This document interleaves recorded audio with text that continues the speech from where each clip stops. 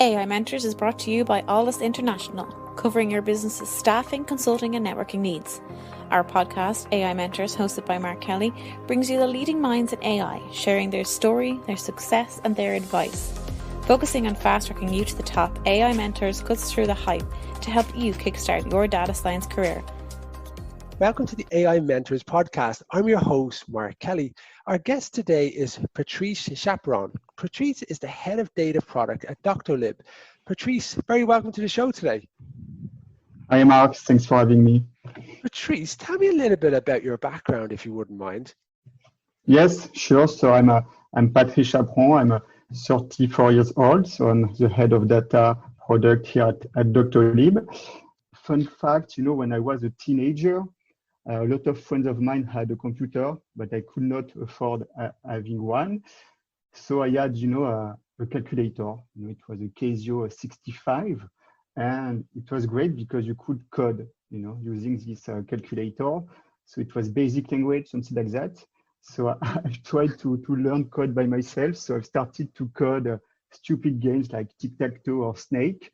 But that's how I came to computer science. So I decided to get a first diploma in computer science.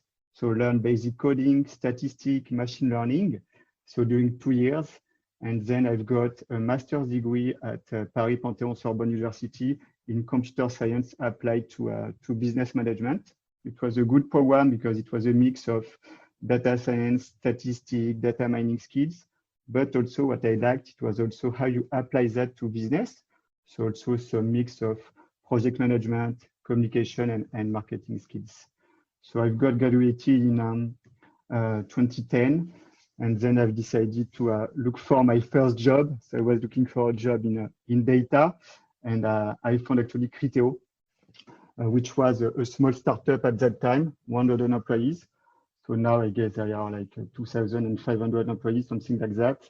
So now it's really a global retargeting ads company.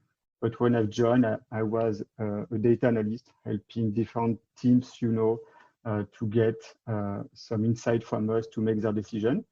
So I stayed there like 9 years, having different roles, opportunity to create different teams from product to business teams with always the same mission, to use the data to help our different stakeholders to make really their decisions. So using the data. So I did that for 9 years, and then since January, I joined Doctolib as the head of the data product team. When I've joined, we were like 6 people. Today we are twice bigger, like 11, and the idea is to be 17 or 18 data analysts next year, and we are opening a team of data analysts in Berlin as well to make our team grow. Patrice, fantastic overview about your background there. Tell me a little bit about Doctolib for people that don't know about it and some of the problems that you look to solve. Yes, sure. So first, just sharing a few figures with you. So Doctolib, if you look at data in October, it was 34 million of appointments booked in Doctolib. 135,000 healthcare professionals are using our solution. And if you look at the patient side, like we have 70 million of patients visiting Doctolib in France and in Germany. And interesting fact, as you may imagine, with the COVID situation, we had a kind of boost of adoption of our video consultation. So in 2019, we made like something around 100K video consultation. We were super happy, but during the COVID period, like 100K video consultation, this is what we've done in 1 day, So really a big boost of this. So to come back to Doctolib, it's super straightforward what we are trying to do. So we just want to improve the quality of life of our healthcare professional while also helping, the patient to access to healthcare. So to do so, for a practitioner, we help them to get new patients, to be visible online 24/7, like that patient they can book at any time, which is a big change. You don't have to answer to call phone. You can book appointment directly online. And we also want to make sure that we reduce what we call the no-show, which is basically the fact that a patient in the end goes to the appointment. And Doctolib today, roughly our no-show is only 4%. It's 60% lower compared to other solution or to the market, which is really a big decrease and big added value of Doctolib. We also provide the video consultation, but mainly as we provide a booking management system, we just want to provide a great service to healthcare professionals to help them reducing their administrative tasks. So that's really helping them in their day-to-day life to manage all their appointments. Patrice, the fantastic thing about this is everyone in the world can be positively impacted about this and other applications in e-health. Can you tell me a little bit about some of the interesting projects that happen behind the scenes? Yes, of course.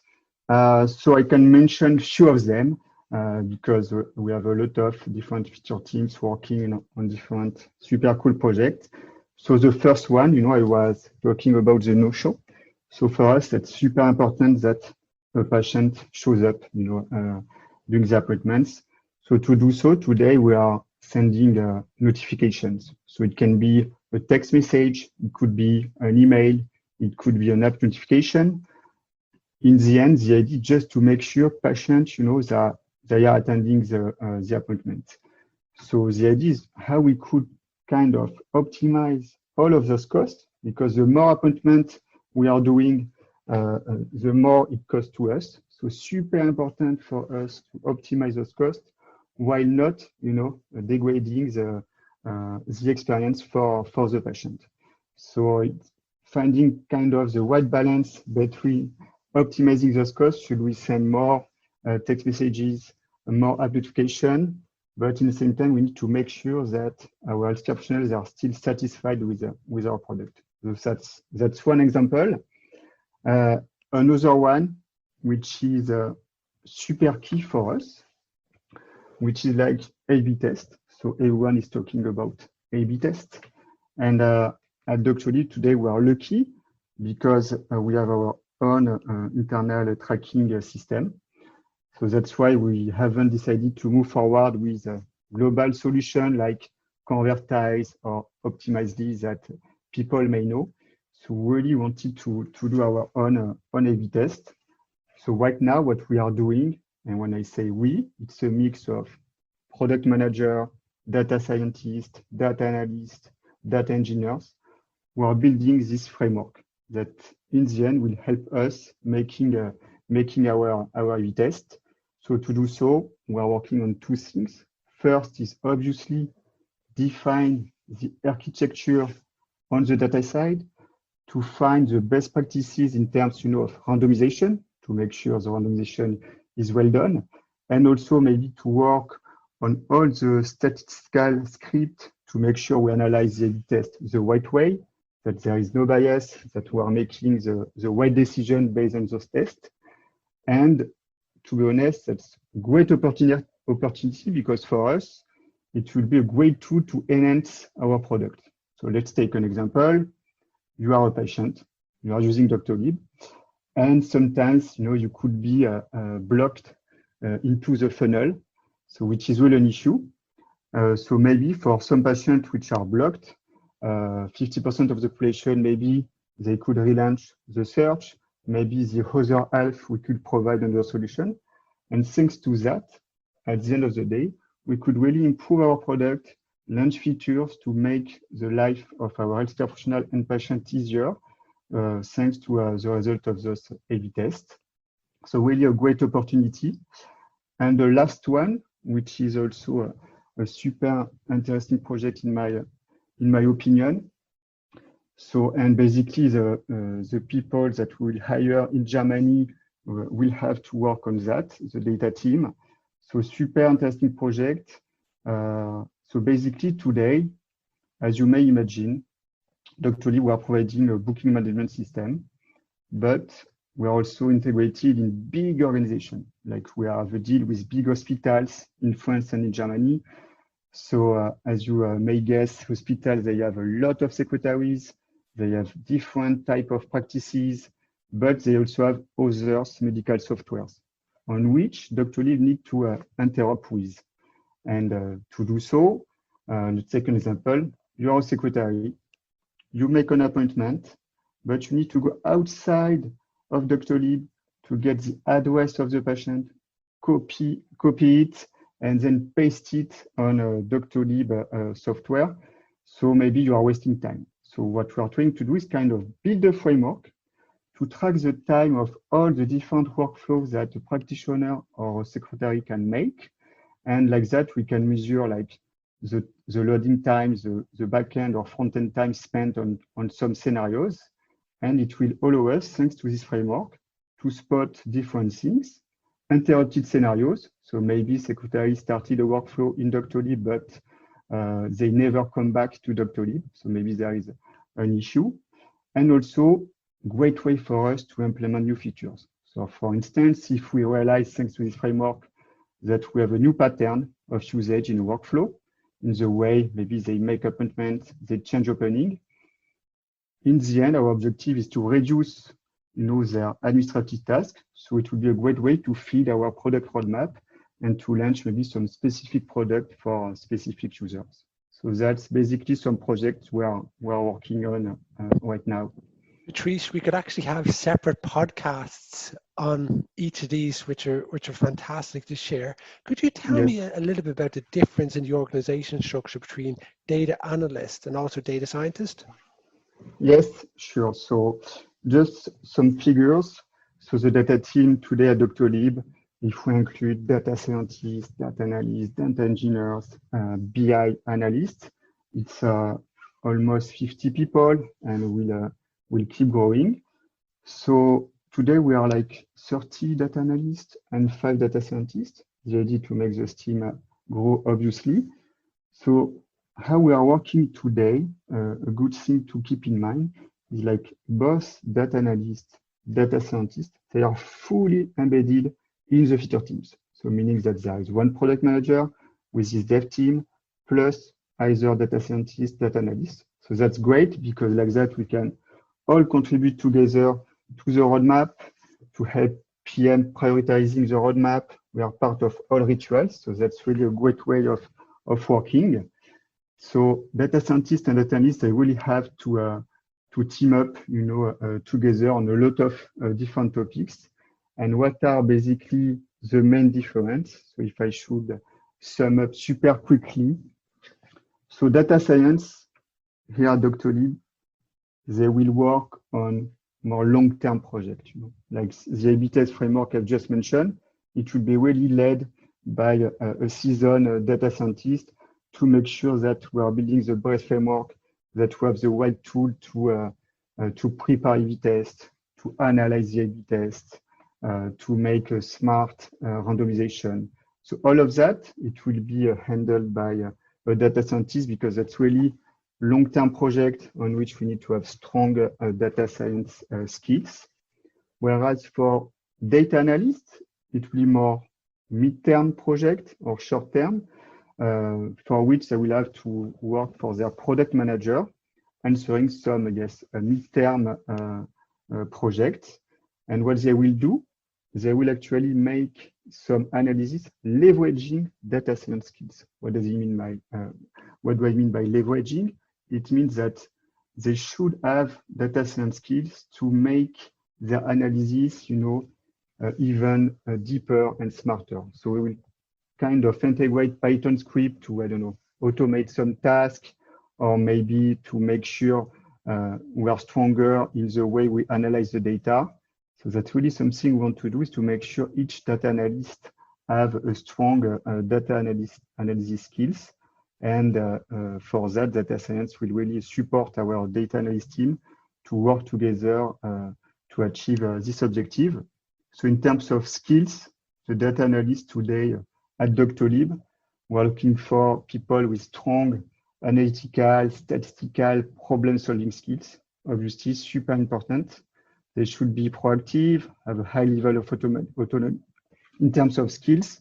So technical skills, obviously, SQL, Python, also using a BI tool such as Tableau, Science is a plus, but we're also looking for people, I guess that's also maybe a difference between data analysts and data scientists, who have strong soft skills. So our data analysts, they should be able to communicate properly all their output, their insights. So putting all the insight together, maybe into some slide. Super important the way they communicate and they manage their project. So it's a good mix of technical skills and soft skills for our data analysts. Thank you for that comprehensive overview, because it's funny, depending on who you talk to, you're going to get a completely different answer to that, Yes. to that as well, which again could be a completely different podcast episode. I had the opportunity to catch up with Elav Dilan Ayaz, technical and product recruiter at Doctolib, and she kindly gave me an overview about what it's like to work in Doctolib and the values of the company. My name is Elif, and I'm a tech and product recruiter at Doctolib. I've been recruiting engineers, product managers, and designers, and lastly now, data analysts to our team for more than a year now. And as you discussed with Patrice, and he mentioned as well, at Doctolib, our first mission is to improve life of healthcare professionals and the patients. And our mission number 2 is actually very much connected to that, is building a company of entrepreneurs with strong human values. We know we cannot reach our mission number 1 without being a people-driven company. In connection to that, we have, of course, created pillars which shapes our company culture and working environment. First prominent one is that we are very user-driven, starting from the HR team to developers to analysts or a field sales teams that are working closely with practitioners day to day. We all have a mindset that we want to serve our users as a number 1 priority. So this, of course, then connects us to the same goal, and it affects how we communicate, how we understand and collaborate with each other as we try to reach the same goal all together. And this is also basically helps us structure our work both individually but also collectively as a company-wide, as we are always working towards being the best version of ourselves, both as a product but also as individuals, by learning 3 new things a day, or fostering a solution-driven approach to challenges that we face in our field, in our context as a company and product. Also, we have very action-driven way of working that is truly agile and ready to adapt the changes of our industry and current context and be bold. Of course, all of this cannot happen without us caring about each other and enjoying what we are doing with a high level of energy. Of course, it has been challenging to maintain that, let's say, this year, but we created a lot of initiatives to help us, also our employees, balance our current conditions and by providing opportunities to learn new skill set that can help us cope as well as protect our mental health, work-life balance as individuals, as parents, or as caregivers in some conditions. And lastly, but not least, of course, is diversity and inclusion is in a place with more than 30 nationalities at Doctolib at the moment. But we try to not make this just by existing, but by also being included to the decision-making and helping them grow into key roles. And of course, having initiatives and work on to extend this to beyond this scope. And to summarize, I would say at Doctolib, we try to build a company and a working environment that is very much connected with our values and missions. Thank you, Elif Dilan Ayaz. That was technical product recruiter at Doctolib, for that overview and a bit more about the culture and the way of work there. 2 final questions for you. Why do you think most data science projects fail, Patrice? And then if I dovetail near the end, where do you see the future of eHealth? So on the first question, so why data science project fail, or why even some deep dive analysis, are not going into production? So that's a good question. So I've recently read an article telling that something like 87% of data science project never make it into production, which is huge. And to me, this is due to main 3 reasons of failure. The first one, which is to me super key, just maybe we were asking the wrong question. So super important for me to align on the objectives. What is the question we want to answer? And also which KPI we want to measure, we want to track, we want to optimize. And I guess the selection of the KPI we want to maximize and optimize on thanks to this project, to this feature is super key, just to make sure we are aligned on the objective. Is there any bias on the KPI?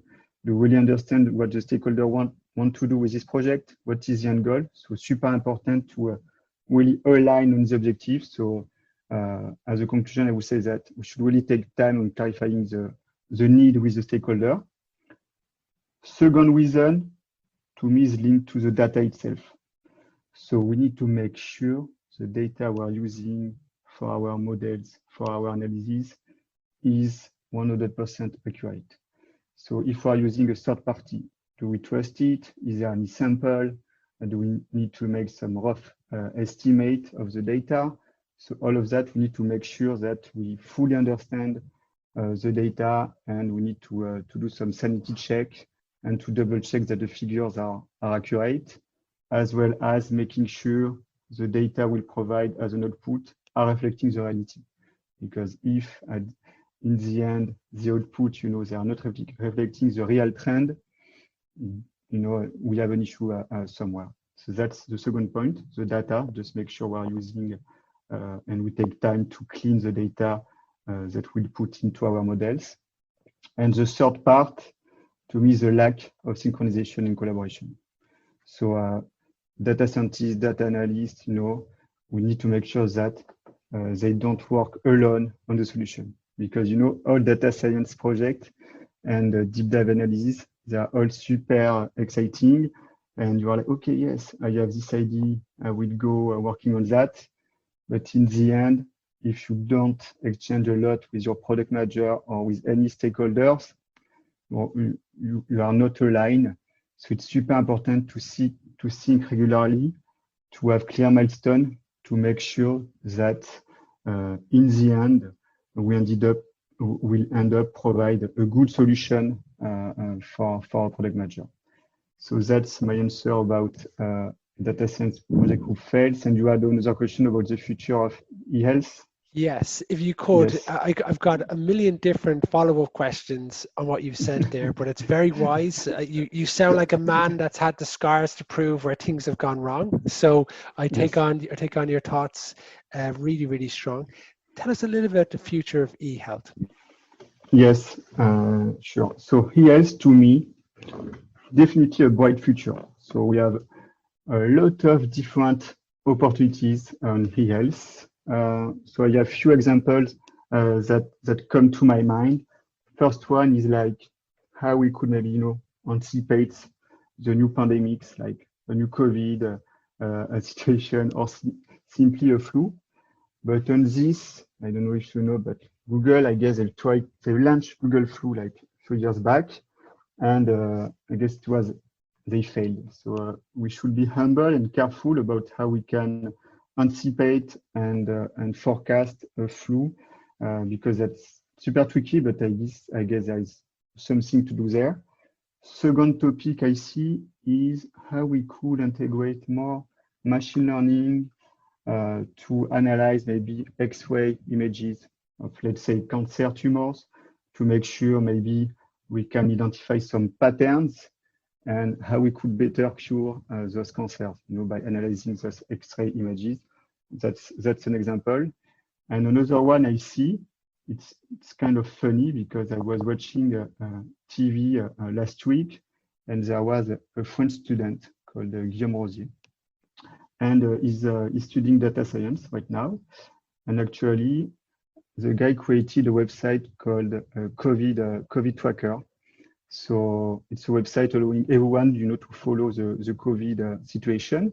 And what he did, and it's funny because it's kind of the only one to do that, he basically took the data, the public official data that we have. He's computing the data, making some stats using his algorithm, and then he's feeding his website with different charts and tools. And in the end, who is using that is the government, the doctors. So doctors are using it today to predict activity in their hospital, to anticipate the staffing, the working condition. So great tool for them. They can anticipate the situation in the hospital. You have also some funny tool. You have one tool on which you can estimate the probability of getting COVID during a dinner. So you put where you live, the number of participants to your dinner. And I can tell you that right now in Paris, a dinner with 6 people is 5% of chance to get the COVID. So that's kind of tool that he's doing. And I guess there is really a lot of things to do here, because right now it's a student who developed that and government and hospital using it. But I guess some companies could do more here. And the last but not least, it would be my conclusion. We should not lose, our focus on e-health. I guess the objective is really 2 things: to make access to healthcare easier for everyone. That's one objective on which we should apply e-health. And the second one is we need to help all the healthcare professionals. So the website was an idea, but this is what we try to do at Doctolib, trying to build the best-in-class product for healthcare professionals to help them in their day-to-day life. So it could be, taking booking, but it could be providing video consultation. It could be providing any tool that will help us in their day-to-day life. Patrice Chaperon, Head of Data Product at Doctolib, thank you very much for your time today. Thank you, Mark. Get the Alldus advantage. Become a member of the Alldus community and enjoy some of the following: AI meetups. Once a month, our community gathers to listen to some of the leading experts in the world of data science and AI. Our speakers come from all over the world, including Dublin, Boston, and Frankfurt. We also have our AI mentors. Our experts will provide mentoring to Alldus members. And don't forget our AI in Action podcast. Each week we have guests from all over the world talking us through their education, career, and more. Become an Alldus member and get the Alldus advantage. For more information and to sign up for our newsletter, log on to www.alldus.com. That's www.alldus.com. Alldus International, empowering through AI.